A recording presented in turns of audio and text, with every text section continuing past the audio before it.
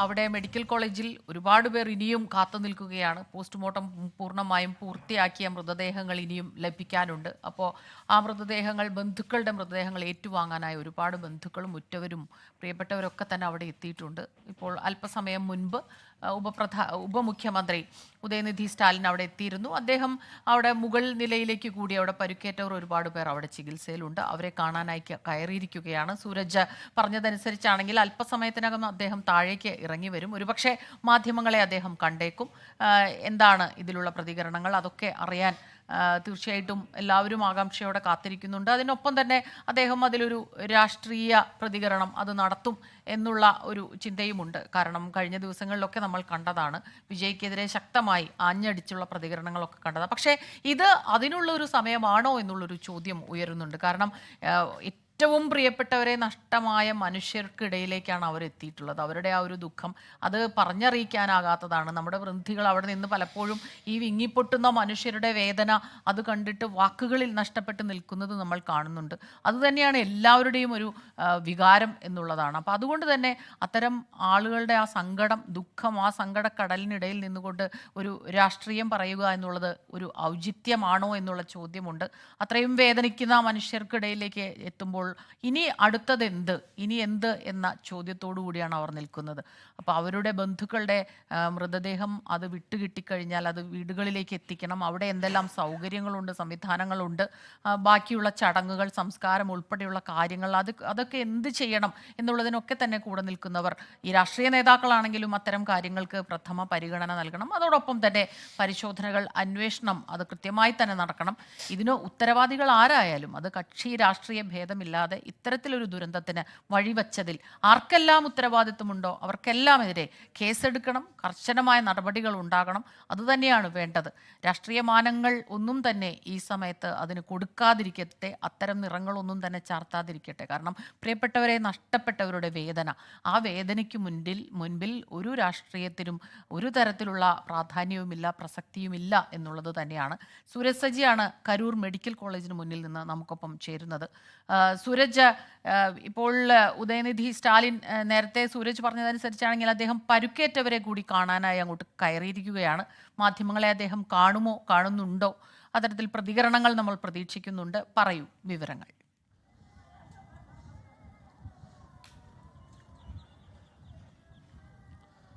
സ്മിത, എന്തായാലും ഉദയനിധി സ്റ്റാലിന്റെ സന്ദർശനം തുടരുകയാണ്. അദ്ദേഹം ആദ്യം ഈ മോർച്ചറിയിലെത്തി മരിച്ചവരുടെ കുടുംബാംഗങ്ങളെയും അതോടൊപ്പം തന്നെ മരിച്ചവർക്ക് അന്തിമോപചാരം അർപ്പിക്കുകയും ചെയ്തു. അതിനുശേഷമാണ് അദ്ദേഹം ഈ പരിക്കേറ്റവർ കഴിയുന്ന വിവിധ വാർഡുകളിലെത്തി സന്ദർശനം നടത്തുന്നത്. അതിൽ ഗുരുതരമായി പരിക്കേറ്റ് കഴിയുന്ന ആളുകളെ അദ്ദേഹം സന്ദർശിച്ചു, അവരുടെ കുടുംബാംഗങ്ങളുമായി സംസാരിച്ചു, ചികിത്സിക്കുന്ന ഡോക്ടർമാരുമായി വിവരങ്ങൾ തിരക്കി, തുടർ നടപടികൾ ഉൾപ്പെടെ ചർച്ച ചെയ്ത ശേഷമാണ് അദ്ദേഹം ഈ മറ്റു വാർഡുകളിലേക്ക് കൂടി ഇപ്പോൾ നീങ്ങിയിരിക്കുന്നത്. മുകളിലത്തെ നിലയിൽ അദ്ദേഹത്തിന്റെ സന്ദർശനം തുടരുകയാണ്. മറുതലക്കലിൽ ഈ മരിച്ച 39 പേരുടെ മൃതദേഹം അത് പോസ്റ്റ്മോർട്ടം നടപടി പൂർത്തിയാക്കി വിട്ടു നൽകുന്നതിന് വേണ്ടിയുള്ള നടപടികൾ അത് മുന്നോട്ട് പോകുന്നുണ്ട്. 31 പേരുടെ പോസ്റ്റ്മോർട്ടം പൂർത്തിയായ മൃതദേഹങ്ങൾ വിട്ടു നൽകിയിട്ടുണ്ട്. പക്ഷേ ഇപ്പോഴും ഈ മൃതദേഹം വിട്ടുകിട്ടാനുള്ള ആളുകളെയാണ് നമ്മൾ ഈ കാണുന്നത്. അവരൊക്കെ വലിയ സങ്കടത്തിലും കണ്ണുനീരിലുമൊക്കെ അവർ ആ മൃതദേഹത്തിന് വേണ്ടി കാത്തിരിക്കുകയാണ്. പോസ്റ്റ്മോർട്ടം നടപടി പൂർത്തിയാക്കി ആ മൃതദേഹങ്ങൾ കിട്ടുന്നതിന് വേണ്ടിയുള്ള കാത്തിരിപ്പാണ്. ഇവരൊക്കെ ഇന്ന് പുലർച്ചെ നമ്മളിവിടെ എത്തുന്ന സമയത്തൊക്കെ തന്നെ ആ സമയം മുതൽ ഇവിടെ ഇരിക്കുന്ന ആളുകളാണ്. അപ്പോൾ നമ്മൾ കാണുമ്പോഴൊക്കെ ഇങ്ങനെ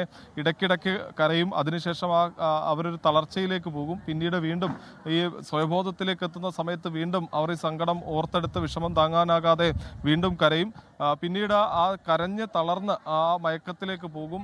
അങ്ങനെയാണ് ഇവരെ സംബന്ധിച്ചൊക്കെ ഇന്ന് പുലർച്ചെയൊക്കെ മുതൽ ഇവിടെ ഈ റോഡരികിൽ തന്നെ ഇരിക്കുന്നതാണ്. അവരുടെ പ്രിയപ്പെട്ടവരുടെ ചേതനയറ്റ ശരീരം വാങ്ങി തിരികെ പോകാൻ വേണ്ടിയാണ്. ഇന്നലെ ഒരു പക്ഷേ ഈ വീട്ടിൽ നിന്നൊക്കെ പുഞ്ചിരിക്കുന്ന മുഖത്തോടു കൂടി ഇറങ്ങിയ ആളുകളാണ്. അതിൽ പിഞ്ചു കുട്ടികളുണ്ട്, സ്ത്രീകളുണ്ട്, മുതിർന്നവരുണ്ട്, പുരുഷന്മാരുണ്ട്. അങ്ങനെ ഇതിൽ ഏറെ സങ്കടപ്പെടുത്തുന്നത് കുട്ടികളുടെ അവസ്ഥകൾ തന്നെയാണ്. 1.5 വയസ്സുള്ള ഒരു കുട്ടിക്ക് പോലും ജീവൻ നഷ്ടപ്പെടുന്നു.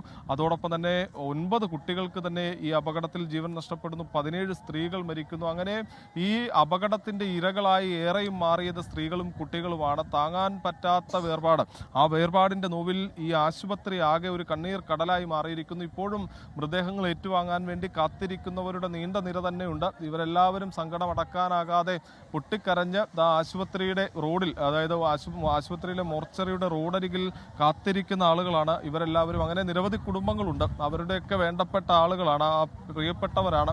ആ പ്രിയപ്പെട്ടവരെ നഷ്ടപ്പെട്ടതിൻ്റെ വേദന അത് അവർക്ക് ഇതുവരെയും ഉൾക്കൊള്ളാനായിട്ടില്ല. ഒരു നാടാകെ തന്നെ തേങ്ങുകയാണ് എന്ന് പറയാം. ഈ വിവരമറിഞ്ഞ് ദൂരദേശങ്ങളിൽ നിന്നുൾപ്പെടെ എത്തുന്ന ആളുകളുണ്ട്. പലരും ഇന്നലെ ഈ അപകട വാർത്ത അറിഞ്ഞ് ഈ പരിപാടിക്ക് പോയതിൽ തങ്ങളുടെ ആളുകൾക്ക് എന്തെങ്കിലുമൊക്കെ പരിക്ക് പറ്റി ആശുപത്രിയിലെ വാർഡിൽ മാത്രം പ്രതീക്ഷിച്ചെത്തിയ ആളുകളാണ്. പക്ഷെ വാർഡിലൊന്നും തിരഞ്ഞിട്ട് പിന്നെ കാണാതെ നോക്കുന്ന സമയത്ത് ഈ മോർച്ചറിക്കുള്ളിൽ നിന്ന് അവരുടെ മൃതശരീരം കണ്ടെത്തുന്ന അവരുടെ ഒരു മാനസികാവസ്ഥ, പിന്നീട് ഇങ്ങോട്ട് തളർന്ന് കരഞ്ഞിരിക്കുന്ന ഇരിപ്പാണ് പലപ്പോഴും ഈ മൃതദേഹം ഏറ്റുവാങ്ങി ഇവർ പോകുന്ന കാഴ്ച അത് നമുക്ക് പോലും കണ്ടു നിൽക്കാൻ കഴിയുന്നതല്ല. എന്തായാലും 31 പേരുടെ മൃതദേഹം ഇതിനോടകം തന്നെ പോസ്റ്റ്മോർട്ടം പൂർത്തിയാക്കി കൈമാറി. ബാക്കിയുള്ളവരുടെ കൂടി കൈമാറുന്നതിനുള്ള നടപടികൾ അത് പുരോഗമിക്കുകയാണ്. സൂരജ് സജിയാണ് വിശദാംശങ്ങളുമായി ചേർന്നത്. സൂരജ് പറഞ്ഞതുപോലെ തന്നെ 31 പേരുടെ പോസ്റ്റ്മോർട്ടമാണ് പൂർത്തിയായത്. രാവിലെ നമുക്ക് ലഭിച്ച വിവരം 13 പേരുടെ പോസ്റ്റ്മോർട്ടം പൂർത്തിയാക്കി എന്നായിരുന്നു. ഇപ്പോൾ അത് 31 പേരുടെ പോസ്റ്റ്മോർട്ടം പൂർത്തിയാക്കിയിട്ടുണ്ട്. ഒപ്പം തന്നെ DMK ഇന്ന് നടത്താനിരുന്ന എല്ലാ പരിപാടികളും മാറ്റിവെച്ചതായി മുഹമ്മദ് റഹീസ് ചെന്നൈയിൽ നിന്ന് അറിയിക്കുന്നുണ്ട്. ഉദയനിധി സ്റ്റാലിൻ അല്പസമയം മുമ്പാണ് ആശുപത്രിയിലെത്തിയത്. അദ്ദേഹം മൃതദേഹങ്ങളിൽ ആദരാഞ്ജലി അർപ്പിച്ചു. ഒപ്പം തന്നെ ബന്ധുക്കളോട് സംസാരിക്കുന്നുണ്ടായിരുന്നു, വിവരങ്ങൾ ചോദിച്ചറിയുന്നുണ്ടായിരുന്നു. അദ്ദേഹത്തിൻ്റെതായ ഒരു പ്രതികരണം വരുമോ എന്ന് നമ്മൾ ഉറ്റുനോക്കുകയും കൂടിയാണ്. സൂരജ് തുടരുകയാണ്. സൂരജ്, ഉദയനിധി സ്റ്റാലിൻ അല്പസമയം മുമ്പ് അദ്ദേഹത്തിൻ്റെ വിദേശ പര്യടനം, വിദേശത്തുള്ള പരിപാടികളൊക്കെ ഇടയ്ക്ക് വെച്ച് വെട്ടിക്കുറച്ചതിന് ശേഷം നാട്ടിലേക്ക് അതിവേഗം തിരിച്ചെത്തിയിരിക്കുകയാണ്. ചിലരുടെ ബന്ധുക്കളെയൊക്കെ കണ്ട വിവരങ്ങൾ അന്വേഷിക്കുന്നത് നമ്മൾ കണ്ടു. ഇതിനുശേഷം അദ്ദേഹം മാധ്യമങ്ങളെ കാണാനുള്ള ഒരു സാധ്യതയുണ്ടോ?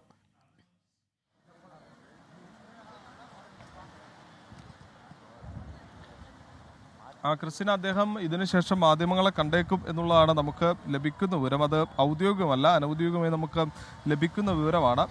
അദ്ദേഹം ഇപ്പോൾ മുകളിലത്തെ വാർഡിലുള്ള ആളുകളെ സന്ദർശിച്ചുകൊണ്ടിരിക്കുകയാണ്. അതോടൊപ്പം തന്നെ പ്രധാനപ്പെട്ട നേതാക്കൾ എല്ലാം തന്നെ അദ്ദേഹത്തെ അനുഗമിക്കുന്നുണ്ട്. ഈ ഡോക്ടർമാരുമായി അദ്ദേഹം ഈ ചർച്ചകൾ നടത്തി. ഇവരുടെ ആരോഗ്യസ്ഥിതി ഉൾപ്പെടെ ചർച്ച ചെയ്ത ശേഷമാണ് അദ്ദേഹം ഇപ്പോൾ കൂടുതൽ ഈ പരിക്കേറ്റ ആളുകളെ സന്ദർശിച്ചുകൊണ്ടിരിക്കുന്നത്.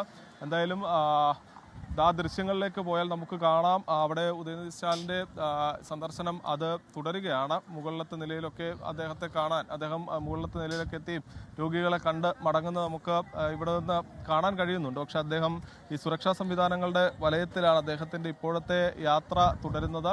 അദ്ദേഹം എന്തായാലും മാധ്യമങ്ങളെ കണ്ടേക്കും എന്നുള്ളത് തന്നെയാണ് നമുക്ക് ലഭിക്കുന്നവരും. പക്ഷെ അപ്പോഴും ഇത്രയും നേരമായിട്ടും ഈ പോസ്റ്റ്മോർട്ടം നടപടികൾ പൂർത്തിയായിട്ടില്ല. പോസ്റ്റ്മോർട്ടം നടപടികൾ 10 മണിക്ക് പൂർത്തിയാക്കാനാണ് ലക്ഷ്യം വെച്ചിരിക്കുന്നത്. ആ സമയത്ത് തന്നെ തീരും എന്നുള്ളതാണ് നമുക്കും കണക്ക് കൂട്ടാൻ കഴിയുന്നത്. ഇപ്പോഴും ഈ പോസ്റ്റ്മോർട്ടം കഴിഞ്ഞ് മൃതദേഹങ്ങൾ കിട്ടാൻ വേണ്ടി കാത്തിരിക്കുന്ന നിരവധി കുടുംബങ്ങളുണ്ട്. ആ കുടുംബങ്ങളെയാണ് നമ്മളിപ്പോൾ കണ്ടുകൊണ്ടിരിക്കുന്നത്. അവരെല്ലാവരും ഓരോരുത്തരെ സംബന്ധിച്ചും ഓരോ ഇടങ്ങളിലിരുന്ന് അവരെല്ലാവരും ഈ സങ്കടം പറഞ്ഞറിയിക്കാൻ കഴിയാതെ, അല്ലെങ്കിൽ സങ്കടം അടക്കി പിടിക്കാൻ കഴിയാതെ വിതുമ്പി കരയുന്നതാണ് നമുക്ക് ഇവിടെ നിൽക്കുമ്പോൾ കാണാൻ കഴിയുന്നത്. നമുക്ക് പോലും വാക്കുകളില്ല, വാക്കുകൾ മുറിഞ്ഞു പോകുന്ന ഒരു സാഹചര്യം. എന്തായാലും ഉദയനിധി സ്റ്റാലിൻ്റെ സന്ദർശനം പൂർത്തിയായിരിക്കുന്നു എന്നുള്ളതാണ് ഇപ്പോൾ നമുക്ക് ലഭിക്കുന്ന ഒടുവിലത്തെ വിവരം. തമിഴ്നാട് ഉപമുഖ്യമന്ത്രി ഉദയനിധി സ്റ്റാലിൻ്റെ സന്ദർശനം പൂർത്തിയായിരിക്കുന്നു. അദ്ദേഹം ഇപ്പോൾ ഈ ആശുപത്രിയുടെ മുൻവശത്തേക്ക് എത്തിയിട്ടുണ്ട്. അങ്ങനെയെങ്കിൽ അദ്ദേഹം ഇനി മാധ്യമങ്ങളോട് പ്രതികരിക്കുമോ എന്നുള്ളത് മാത്രമാണ് കണ്ടറിയാനുള്ളത്. അനുജ, സ്മിത. സുരജ് സജിയാണ് അവിടെ നിന്ന് വിശദാംശങ്ങളുമായി ചേർന്നത്.